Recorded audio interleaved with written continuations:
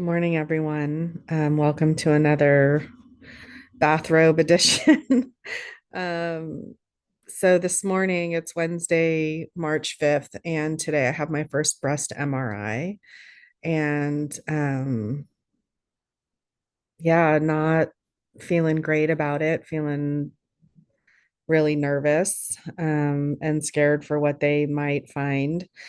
So um, I would be doing breast MRIs on a regular basis if I chose to go the screening route instead of surgery. But because I'm choosing surgery, they also want to do a breast MRI to just to make sure that everything is clear before they get in and start removing the tissue.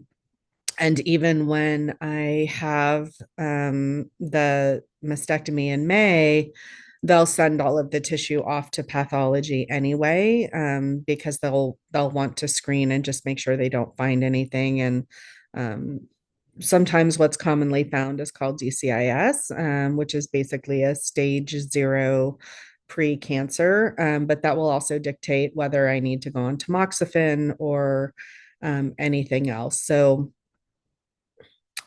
I also have to premedicate for this procedure because they shoot you up with contrast. And I have an iodine allergy. And while in contrast MRIs, they use gadolinium, which doesn't have iodine, but they're akin. So I'm on steroids. I didn't sleep. It's all shitty. But it's also reassuring to me that the choice I'm making to have surgery is the right one for me because I cannot imagine doing this every 6 fucking months. Like, there's just no way. Like, I'm exhausted and it's been, not even one day. Right. And just the anxiety that it brings in terms of having to go through this particular type of testing like every 6 months, let alone like, if you go into heavy screening, you have an MRI every 6 months and then you have a mammogram every 6 months. So you're in constant rotation to make sure that if you wind up with something, they catch it early. So my breast surgeon did also tell me that don't be surprised if they come back and say, hey, we found something. Don't freak out. Because with doing this MRI and with the contrast, it picks up lots of granular things. And it doesn't mean necessarily that anything's there. It's just that it's more sensitive, but we could find something. So, you know, yay. um, so lots of feelings, lots of challenges with not sleeping and being on steroids. I'm super sensitive to medication, so I feel awful. um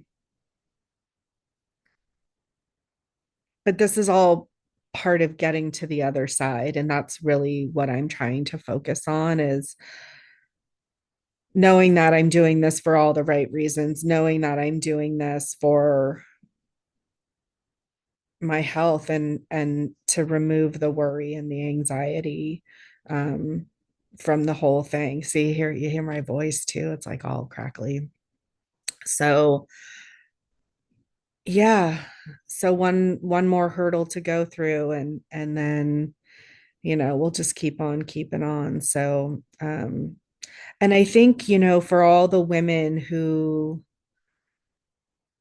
go through this process, who decide to screen, I really want to give a shout out to you because I understand not wanting to have surgery. I think it's a path of what's less scary for you.